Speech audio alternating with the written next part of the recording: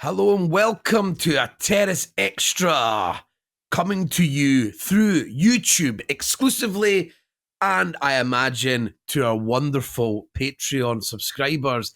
I am Tony Anderson, and on this occasion, I am joined by Craig Anderson. Craig Anderson, how the heck are you?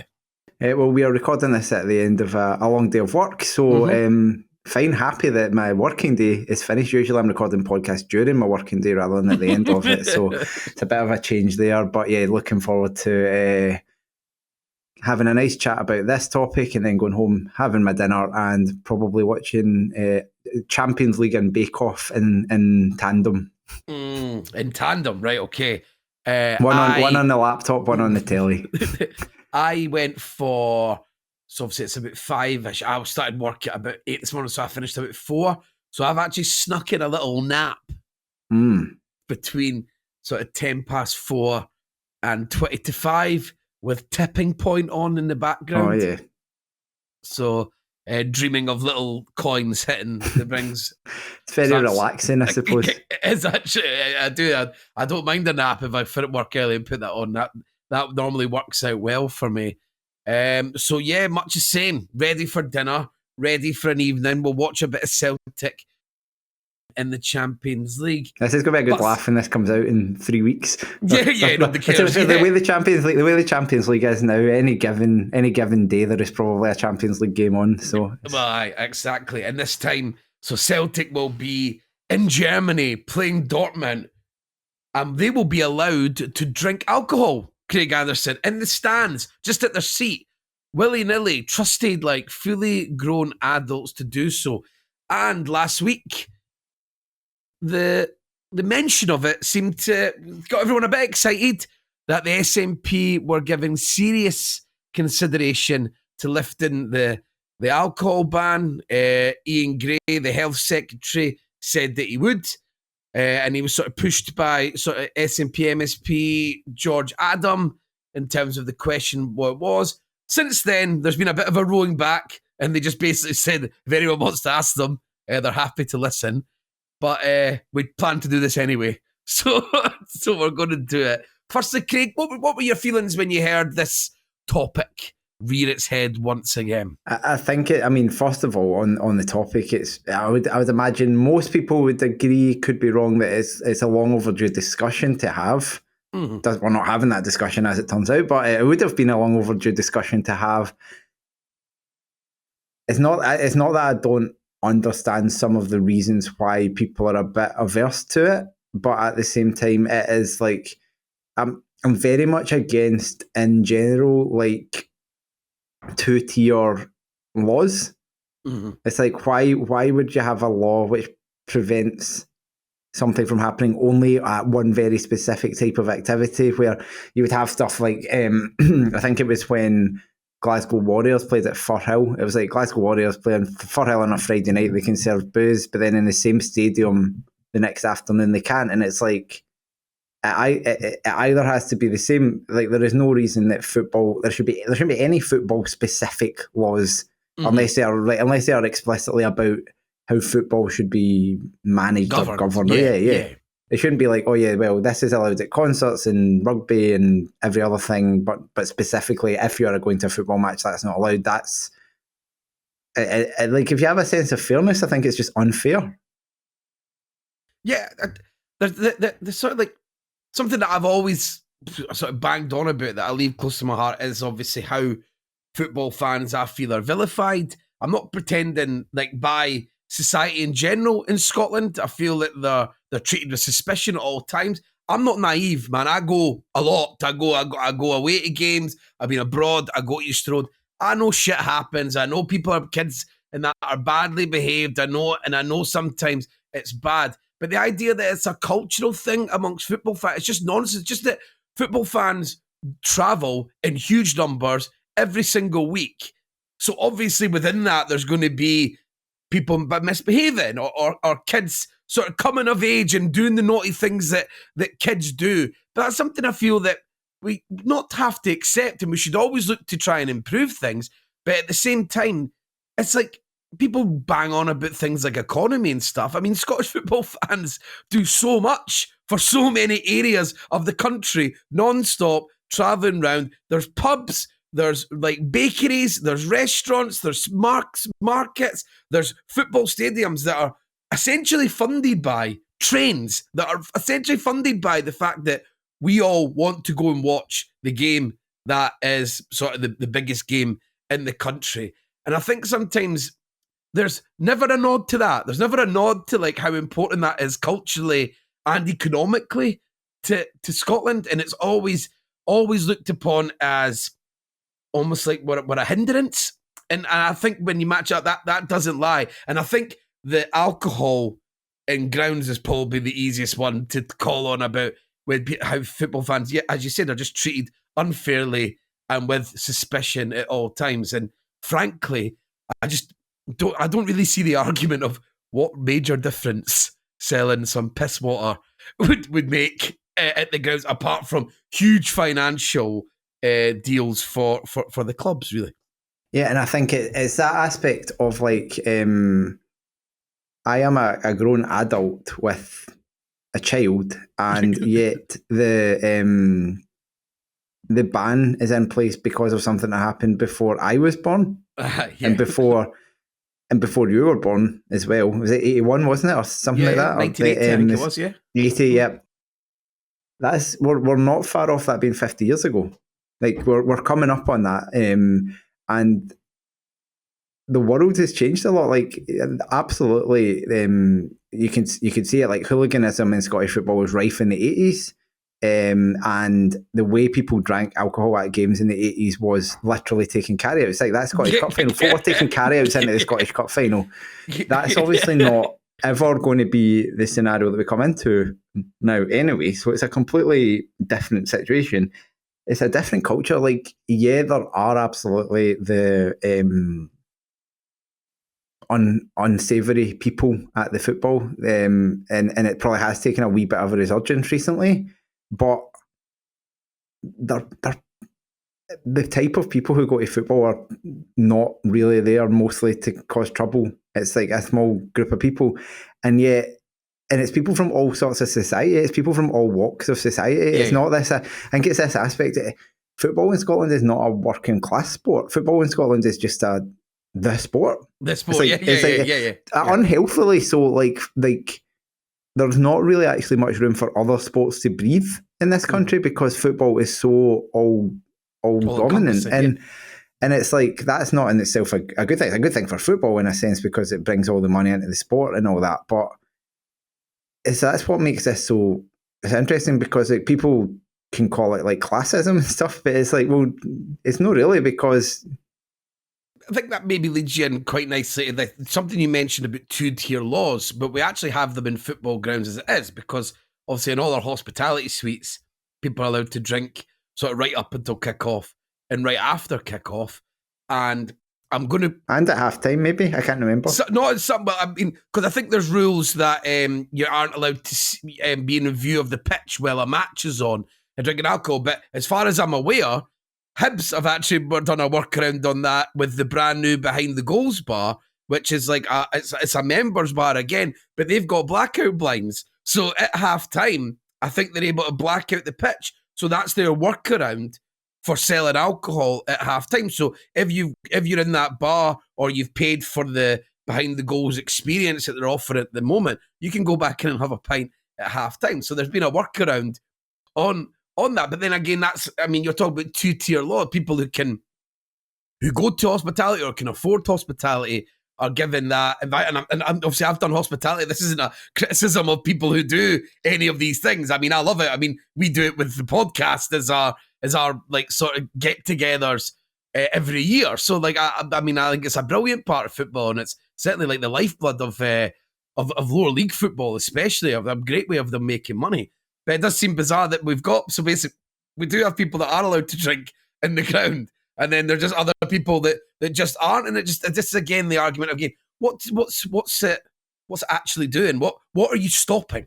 Is because I could have a pint at half time or just before kickoff going to change anything about my behaviour between the hours before the match. If anything, it could make me or make someone drink less or come to the ground maybe a little bit earlier, which could help with like atmosphere build up. And like I said, the money making, of course, is huge.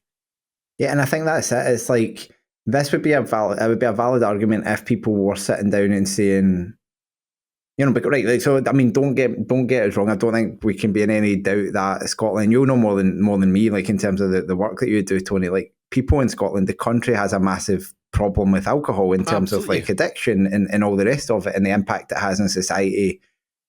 And I say that as both of us being drinkers is negative. I don't think there's any doubt about that. But the people, it's not like people don't drink on their day of football because it's been banned for the 2 hours they're at the game. It has the opposite effect because folk are downing pints in the pub before they go. You see people tanking. You do see it. You see people literally with 3 drinks right before they have to go, or people running to the bar to get 2 glasses of spirits and knocking them back. You see it. It's definitely the Scotland game, folks sneaking in wee half bottles and all the rest of it. I don't think that, I mean, in fact, but you're not talking about that at Hibs semi-final recently, yeah. I got a hip flash taken off. Yeah. I am that problem. but that wouldn't happen. I mean, I'm not saying it wouldn't happen at all, but it's going to happen much less if folk can go, I don't need to go to the pub at 2:30, order 2 pints and tan them both before I run into the stadium, because I can actually go to the stadium at 2:30, probably have 1 pint because the just price there. Stand about and get there, so you know you're in this, you're in your seat and all that. Stadium, and you can be all set. And if you have 2 pints, fine. But you're not like it's not going to fundamentally make people drink more. It's going to make people drink in a different place and potentially drink less. I mean, for me, I would maybe drink more occasionally. Like, for example, when I was at the Euros, I'm not a big drinker on football days. I'm usually like, not because I've got a problem with it. I just usually my drinking is done in the evening. I don't enjoy a drink at lunchtime most of the time. I can do it occasionally, I do. But the Euros, it was like I was at the game, you're in the ground, they're selling it, I'm going to buy it. So there will be people for whom that's true, especially because like the price of soft drinks is like I don't really like beer, but it was €1 extra for a beer versus a soft drink, and I'm like, I think I'll have a beer. Yeah, just treat myself. I'm here. Yeah, but there was and just as an aside, it's like for me, it's like a lot of the time when I go to the games, the home games, there's games that I don't bother drinking. You know, it's an in and out job, like, and I'm going and I'm doing something after it, or I'm just not on the piss that day on a Saturday, for example. But it's the away days, it's the semi-finals. They're the times that I've snuck something in because I know, God, you meet on the bus and then you get taken to a pub at midday for a 3 o'clock kickoff. So you start drinking, and that's just the culture of it. That's why you're being brought into the pub of it. So I'm just literally just trying to avoid the hangover during the match. It's like, and like drinking a glass of water and having another little drink, and that sort of tides you over. And I mean, that sounds very alcoholic, but this is just the reality of away days. And as I say, going to Hampden, if you go on these buses that you're dumped in a pub at midday, that's just what you do. But again, all these issues, all those almost criminal acts, or people getting thrown out, or people have to hide, you sort of just remove all that again by just letting them have a glass of beer. It's like just criminalising stuff that you don't like. Yeah, it's not really. Yeah. Do you know what I mean? The reason that they've banned it is because other people have committed illegal activities, violence, and all the rest of it. How about policing the violence and not what you perceive as it? And I know that can be difficult, in policing crowds and all the rest of it is tricky, but it's that stuff. And it's like, if you have, like, I think as well, it should be acknowledged, I don't think we ever see a future where there is ever alcohol sold at an old firm game, for example. And I think that's a perfectly reasonable position to take, that you're like, look, this is powder keg. It's going to be. Well, actually, to be honest, the way they are now, it would be fine because there's no away fans anyway. But I mean, assuming a very friendly party. assuming that changes again, I can understand that. So that's a reasonable thing. And you can say, look, we've got, because they already have policing categories for games, and this is a category 1 game for the police, or whatever they call it. we're not having alcohol at those. But I don't think that should limit Wraith Rovers versus Hamilton in the Championship. Yeah, from, exactly. Like, I think of the money that those clubs would be able to bring in, as you say, like these sort of games, you'd be, because I think there were some clubs in Austria, like their main part of their intake for the whole club is on beer sales. That, we like, look at €6 million is something on beer sales coming in. You look at England, right? And England has not as sort of open laws, and as we spoke about Germany, we're both there. That's like just to buy your beer, take it to the seat. Do what you like, in England, you have to be in the concourse, and I think that's all you would ever be expecting in Scotland. Definitely, there could maybe be an argument that definitely at like professional level, that's all you could ever do. Maybe they could say, look, okay, at lower levels where there's less than X people in attendance, you can do whatever you want. But England has had and still has a far worse problem than we do with hooliganism and hooliganism, supporter violence, fan behaviour. They've had alcohol for years. I don't know if it was ever banned or if it was brought back or whatever, but it doesn't seem to be even a talking point there that it should be banned. I assume there are dry games. I assume that probably there are. I'm not aware of it. It's Man United, Liverpool or something. Yeah, for like example, the same reason these games are like 12 o'clock kickoffs and all the rest of it, and that's fine. That doesn't need to change. But I couldn't agree. Like, as I say, that when I go to nighttime derbies, I accept that they have a completely different feel to them, and they do have that sense of danger about them, is maybe what some people like. You know, things feel like they're on a knife edge. Things could spill over, and there's no doubting that if we go over the last 5 years, the nighttime Edinburgh derbies have produced some unsavoury moments. And that's without alcohol. That's without exactly. So just like I still don't believe that you chuck a few beers, but and I think the way we get treated when we're abroad is because of the way that we sort of sell ourselves through this. I went to Switzerland. They switched off all the beers. They just sold non-alcoholic beers. And they obviously sold beer. They don't have just non-alcoholic taps. They switched some other ones off when the Hibs fans came in. The only reason they're doing that is because of how we're perceived and how we sort of promote ourselves. Because we state we can't behave in our own country for watching football with alcohol on the ground. So if you're in our country, you might be like, well, you know what? Well, if they can't do it there, then maybe we shouldn't do it here. And I think, don't get me wrong, like, when I was in Germany, I felt there were some like absolute states, like people. But that wasn't people in the ground. That was very rarely anybody in the ground. There was one guy that stumbled up the stairs, I think, at the Switzerland game, but that was people out in the streets doing what you're allowed to do at home as well. But probably the beer's cheaper and stronger in it, and they're out in a essentially a big stag do for most people. Yeah. But it's all of these aspects. It's like, I understand why the ban is the ban was brought in at a time where it was for hooliganism. That is clearly not actually like whatever they say. That's not the reason the ban exists now. The ban exists now for the same reason that the current government have minimum alcohol unit pricing and all of these other policies. And I don't know enough about that particular one to know. I think there's got benefits and disadvantages and stuff. But what I will say is it's paternalism. It's like we are going to try and save you from yourself type governance. And I think nanny state, all the rest of it, and that's not as someone that like this. I'm not a SNP bad person who just constantly has a go at them on every topic. I think it's a topic, that overall idea of paternalism, which probably has pervaded like the entire time they've been in charge, has probably been about the worst thing they've had. It's like constantly like the way they govern is a little bit of, for all the brilliant, I would say the social policies have done quite well over the while. They step in that direction of like, which is they often go hand in hand of like, the way we're going to solve societal issues is by pushing people rather than helping people, if you know what I mean. And I think that's maybe just an extension of that. And again, people, now that I've mentioned a political party and all the rest, people disagree with it. But I think it's like, not saying that the other parties haven't done the same in the past, because I think it was obviously like, there was a Labour government in Scotland for the first 10 years. 10 years there was a Scottish Parliament. and they didn't do anything about this either.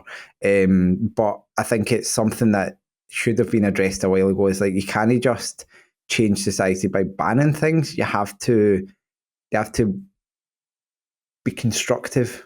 Yeah, I think it's a good, obviously, in my line of work, obviously I see some of the benefits of some of the SNP policies, Social Security Scotland being the main one, and that's it, and the sort of adult nature of those policies that don't shine into these other ones, because those ones are like, they're just trying to give people more money, and they do have some things where it's like Best Start foods, where you can access foods that have to be spent on children, and it can only be used on food. You get vouchers, but everything else is just trying to literally put more money in families' pockets, rather than like saying, "Oh, we'll cut your energy bills," or, if you understand what I mean, there's a trust that will benefit them by actually just giving them the money, rather than, you know, like when you've got some stiffy cunt in the background saying like, "Oh, they'll just spend it all on drugs and alcohol." You know, they still actually put like grants and cash into families' pockets for them to spend how they see fit.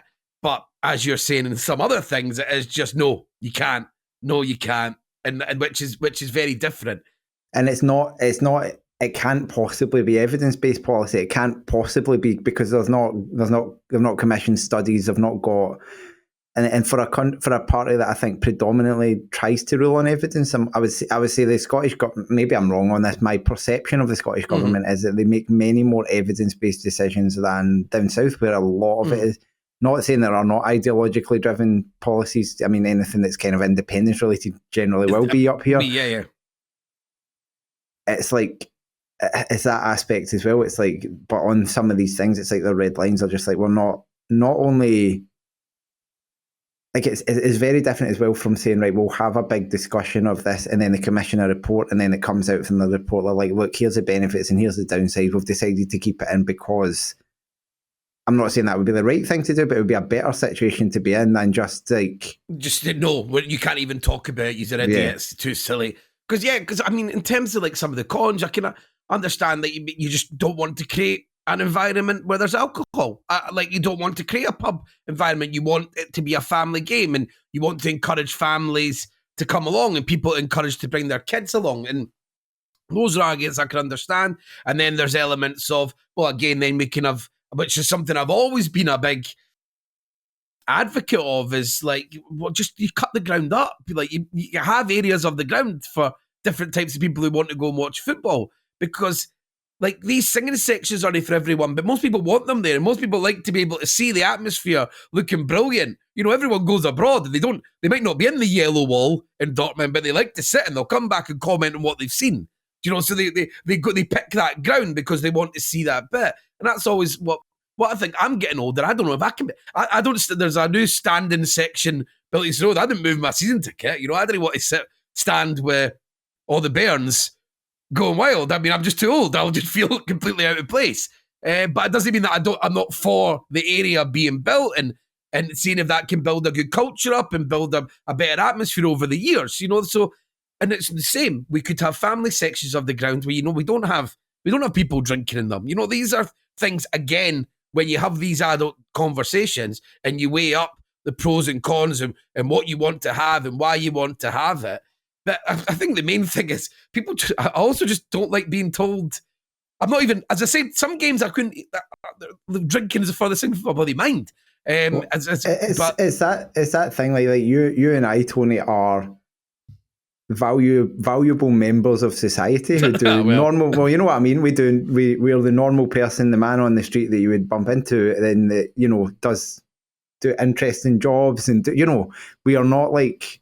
And yet when this type of stuff comes around, it's like you're lumped in together as if you're like a miscreant. And it's like, that's the thing that it comes out. You're talking about people from every single walk of life in Scotland. Like, for years, like, I don't know, the current First Minister's a big football fan, but like you could easily have had First Ministers, Prime Ministers who are going to games, because they're like people from, it's not like it's not like a different class of people who don't go to football.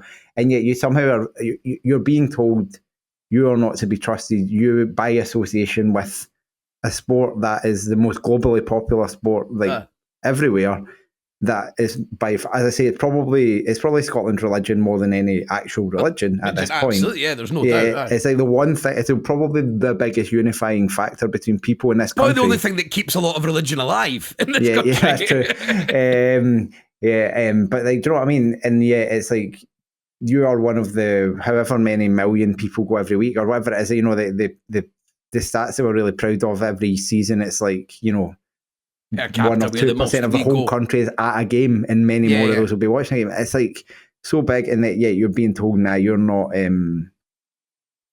deserving of the same rights as every other person by doing that. Almost like it's just bizarre, and obviously when we go back to what you were saying earlier, it's just that you just don't.